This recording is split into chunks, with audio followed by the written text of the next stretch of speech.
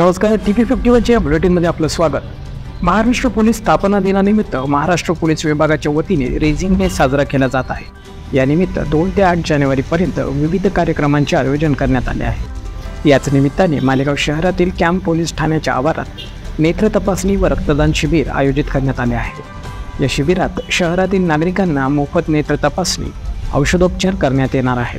तसेच रक्तदान करणाऱ्या नागरिकांना प्रोत्साहनपर बक्षिसेही देण्यात येत आहे.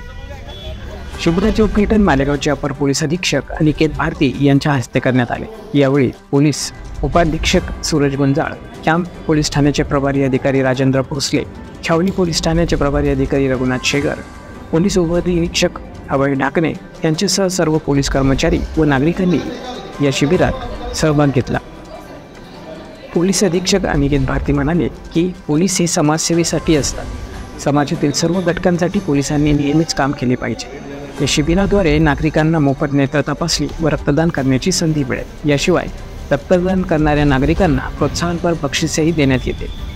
या शिबिराचे आयोजन मालेगाव कॅम्प व छावणी पोलीस ठाण्याच्या संयुक्त विद्यमाने करण्यात आले आहे. या शिबिरात मालेगाव ब्लड बँक व रोटरी आय हॉस्पिटलचे अधिकारी व कर्मचारी परिश्रम घेत आहेत. या शिबिराला नागरिकांचा मोठा प्रतिसाद मिळाला असून शिबिरात आत्तापर्यंत अनेक नागरिकांनी नेत्र तपासणी व रक्तदान केले आहे.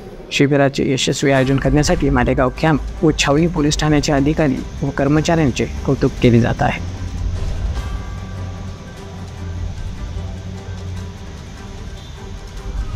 पोलीस स्थापना दिनानिमित्त संपूर्ण महाराष्ट्रात दिनांक 2/1 ते 2/8 पर्यंत पोलीस रेझिंग डे साजरा केला जातो.